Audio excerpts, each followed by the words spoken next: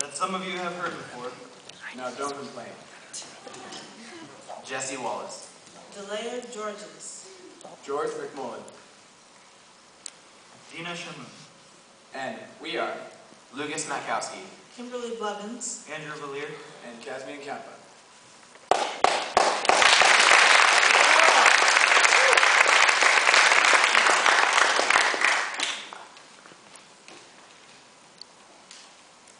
I'm Margaret. I don't believe the Colonel told me your name. Let's just see. Sergeant McLaughlin, it says here. Are you a Scot? I'd hardly begin the name of a Scot if I weren't a Scot myself. Oh, I don't know. Quite a few parents give their children Scottish names simply because they like them.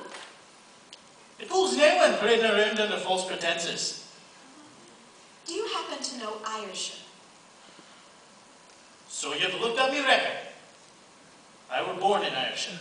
Now, if you tell me you belong to the Cameron Highlanders, I won't believe you. So you've looked up my record. Do you belong to the Camerons? Aye, I do. You do? Have you trouble with your hearing, sister? Well, I'm just amazed. Will you wear your kilt for us soon? With your wearing a kilt, you must be the proudest man in the world. I didn't have a kilt. But you belong to the Camerons, and you're allowed to wear one. What sort of a Scot are you, Lachlan? We're required to pay for a kilt ourselves, and there's a great cost to a proper kilt. Well, if I were in your regiment, I'd buy myself the finest to be had, no matter what the cost. Well, being a woman, you would. I put me money to better use. It is a question of values. Pride is a valuable attribute. When present in the extreme, however, it can often cloud one's view of what's truly meaningful. Sergeant Lachlan McLaughlin is a proud man. Through his relationship with Margaret, he finds that he must sacrifice that pride in order to love and be loved. Sergeant McLaughlin is a soldier, spending his last few days of life in a hospital in World War II, unaware at this point in the story that he's fatally wounded. Margaret, a nurse who is aware of his condition, is ordered to befriend Lachlan without informing him that he will soon die. Reluctantly, Lockie lets go of his pride, and the two fall in love. Later in the scene, Lockie's superior officer informs him of his condition, and that is where the struggle will begin. Is sorrow born in the hasty heart? Is sacrificing pride worth risking love? The Hasty Heart by John Patrick. Happy birthday, Lockie. This is from all of us. A kilt. I do not understand you. You've done a thing what numbs me brain. Never in all my life have I ever got something for nothing. But have I the right to take your kilt? The taken lays a claim on me, and I've not to pay you back. They say that sorrow is born in the hasty heart. I've no wish to invite sorrow, so my problem now is that I must explain my feeling. You don't have to explain anything. For once in your life, Lockie, be hasty, risk a mistake, But keep your mouth shut and let your heart talk. When a Scot makes a fool of himself, he makes a grand one.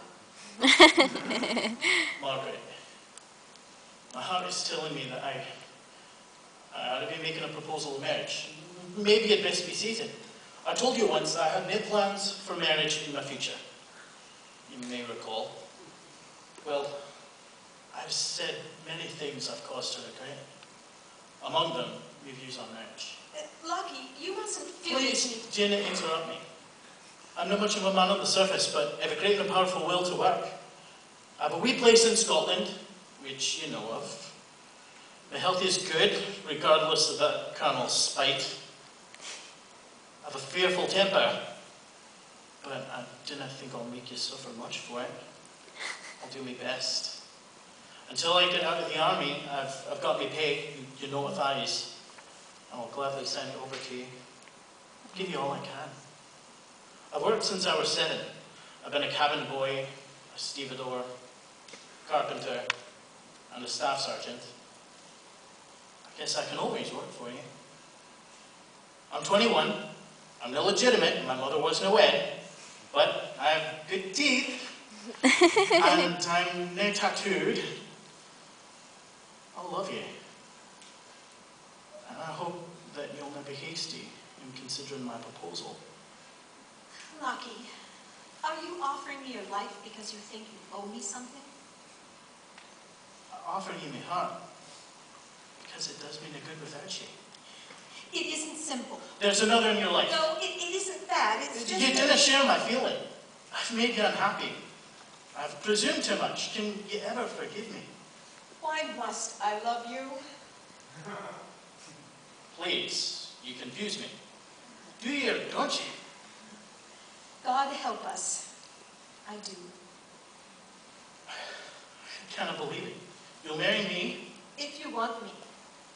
Must I always kiss you first? Oh, you lovely angel. How can you care for me? No doubts. Ah, nay. Just so you do. Just so you do. Oh, Lucky, I just come from the Colonel. He's told you everything. I don't know what to say. I'll be going away in the morning. If you've any decency in you, you'll kindly stay away from me. I've no wish to speak to you. Any of you.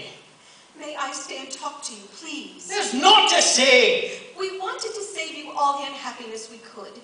Was that betrayal, Lucky? Did you forget that I'm a soldier? Didn't you know I'd be dying before? I can't let you walk out of here despising us. You cannot prevent me. Do you think the way we feel about you is any less honest, less genuine because we knew to begin with? Did you answer that truthfully? Well, of course we were more considerate because we knew. What sort of people would we be if we'd been indifferent? Sort of people that I should have known you'd be. You're easy to find the world over. You're the kind who'd beat a man, hound and slander, and rob and betray him. I think it's their game unless he's dying. And then you're frightened.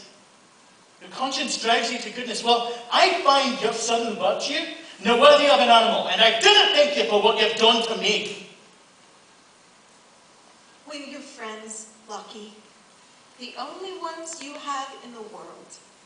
Don't value us lightly. Stay with us. You gave me a fool's religion to die on. You made me think for a little while that I'd misjudged me fellow man. If only you knew the sort of bitterness that I must soon thank you for.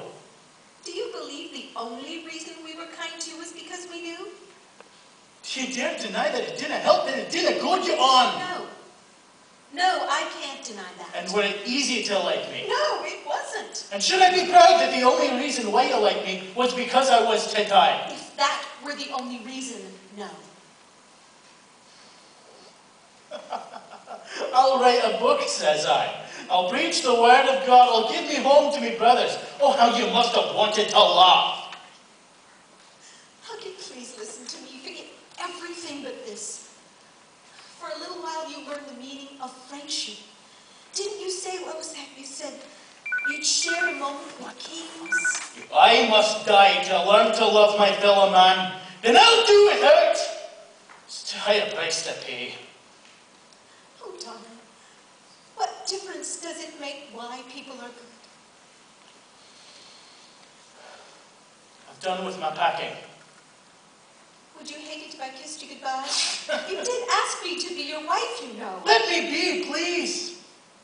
You tricked and cheated me.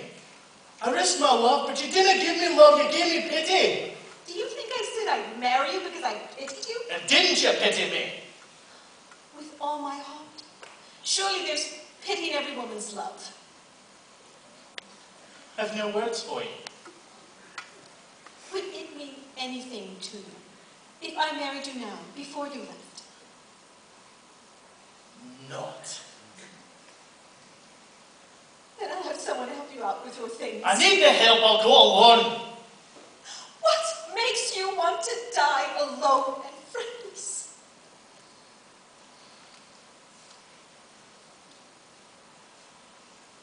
I didn't want to die alone. Why don't you say what you want to say? Because it's not easy for me to say. All my life I've hated what I couldn't have. It saved my pride. No. No, there's not the time to squander.